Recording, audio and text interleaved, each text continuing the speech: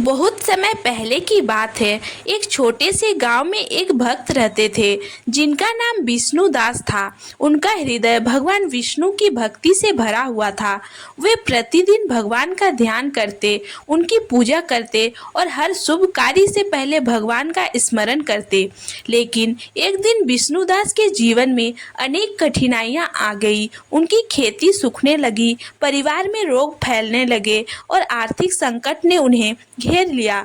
विष्णुदास इस कठिन समय में बहुत परेशान हो गए और सोचने लगे कि आखिर उनकी भक्ति में कमी क्यों आ गई है। इसी चिंता में डूबे हुए एक रात विष्णुदास को स्वप्न में भगवान विष्णु का दर्शन हुआ। भगवान विष्णु ने मुस्कुराते हुए कहा, विष्णुदास, तुम सच्चे भक्त हो और मैं तुम्हारी कठिनाई से भरे मन को देख सकता हूँ।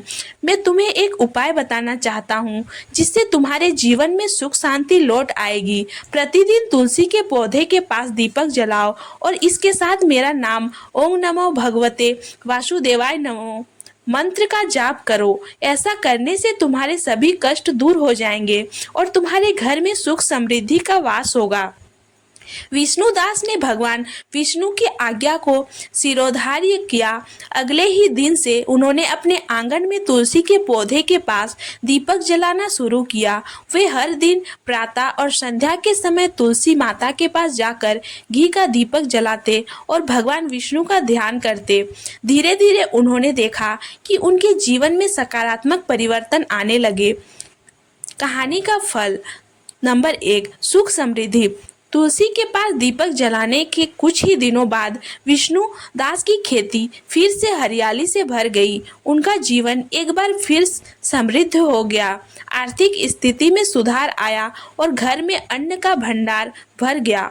नंबर 2, रोगों से मुक्ति। विष्णु दास का परिवार जो रोगों से पीड़ित था वह स्वस्थ रहने लगा। तुलसी के पास दीपक जलाने से वातावरण में शुद्धता और आ गई और नकारात्मक ऊर्जा दूर हो चुकी थी। परिवार के सभी सदस्य स्वस्थ और खुशहाल हो गए। नंबर 3, मानसिक शांति। तुलसी के पास दीपक जलाने से विष्णुदास के मन में एक नई शांति आई। जो बेचैनी और चिंता उन्हें सताया करती थी वह सब समाप्त हो गई। उन्हें भगवान विष्णु की भक्ति में आत्मिक संतोष और शांति मिलने लगी। नंबर 4, पितृदोष का निवारण। कुछ दिनों बाद विष्णुदास ने देखा कि उनके पूर्वजों की आत्मा को भी शांति मिल गई है। उन्हें सपने में अपने पूर्वजों का आशीर्वाद प्राप्त हुआ। उन्होंने महसूस किया कि तुलसी के पास दीपक जलाने से उनके पितृदोष भी समाप्त हो गए थे। नंबर 5, भगवान विष्णु की कृपा। विष्णुदास को ऐसा लगने लगा कि भगवान विष्णु स्वयं उनके घर में निवास कर रहे हैं। घर में हर समय एक दिव्य शांति और सकारात्मक ऊर्जा बनी रहती थी। ऐसा प्रतीत होता था मानो भगवान विष्णु का आशीर्वाद उनके घर को घेर रहा है। विष्णुदास ने इस परंपरा को अपने जीवन का एक अभिन्न हिस्सा बना लिया और जीवन भर तुलसी माता के पास दीपक जलाते रहे। गांव के अन्य लोग भी उनके जीवन में आए इन चमत्कारिक बदलावों को देखकर प्रेरित हुए और उन्होंने भी तुलसी के पास दीपक जलाना शुरू किया। धीरे धीरे पूरा गांव तुलसी माता की भक्ति में डूब गया और गांव में सुख शांति और समृद्धि का वास हो गया।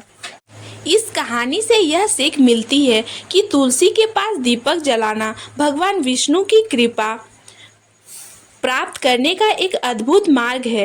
यह न केवल हमारे जीवन से कठिनाइयों और विपत्तियों को दूर करता है बल्कि हमारे मन को भी शांति और संतोष प्रदान करता है। यह साधारण कार्य हमारे जीवन में आध्यात्मिक और भौतिक दोनों प्रकार की समृद्धि लाने में सहायक है।